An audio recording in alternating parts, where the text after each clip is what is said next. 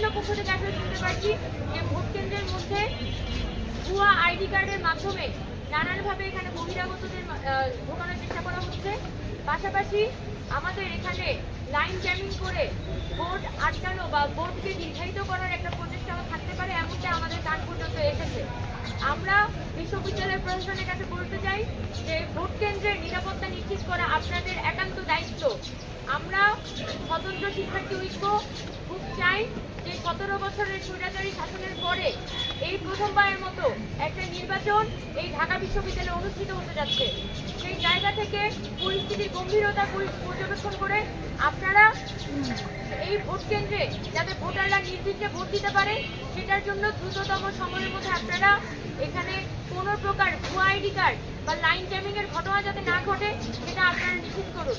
সেটার জন্য যদি নীলক্ষেতে এখানে কোনো ধরনের ভুয়া আইডি কার্ড তৈরির পায়তারা হচ্ছে কিনা সে বিষয়ে আপনারা তদন্ত করে দেখুন। পাশাপাশি আগামীকালকে আমাদের ভোটাররা যখন কেন্দ্রের মধ্যে থাকবে সেই কেন্দ্রে ভোটারদের আইডি কার্ড কোনো সন্দেহভাজন ব্যক্তি তাদের আইডি কার্ড পরীক্ষার জন্য ভ্রাম্যমাণ আইডি কার্ড চেকার রাখতে হবে। সেই আইডি কার্ড চেকাররা এই ভোট কেন্দ্রর তদারকি করে কোনো সন্দেহভাজন ব্যক্তি থাকলে তাদের আইডি কার্ড চেক করে ঢাকা বিশ্ববিদ্যালয়ের শিক্ষার্থী কিনা সেটা তারা পরীক্ষা করে দেখবে। শুরু থেকে বলে আসতেছিলাম ঢাকা বিশ্ববিদ্যালয়ের প্রশাসন আসলে টিনের চশমা পরে আছে, ফলে টিনের চশমাটা আসলে খুলে নেয়, তারা কালো চশমা পরে আছেন, রোদ নাই।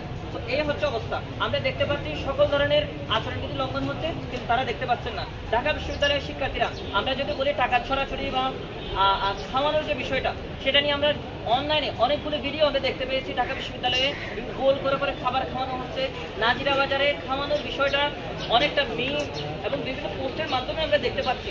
রাতের বেলা কেউ যদি প্রচার করতে চান তাহলে নাজিরা বাজারে যাবেন, এই ধরনের পোস্ট আমরা অনেকের কাছ থেকে দেখতে পেয়েছি। এটা কেন বলা হচ্ছে?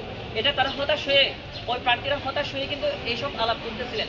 অর্থাৎ নাজিরা বাজারে বা বিভিন্ন খাবারের দোকানে খাওয়ানো হচ্ছে এবং প্রভাবিত করার চেষ্টা করা হচ্ছে, কিন্তু প্রশাসন এই পোস্ট দেখতে পাচ্ছেন না, প্রশাসন এই আচরণবিধি লঙ্ঘনের বিষয়গুলো দেখতে পাচ্ছেন না।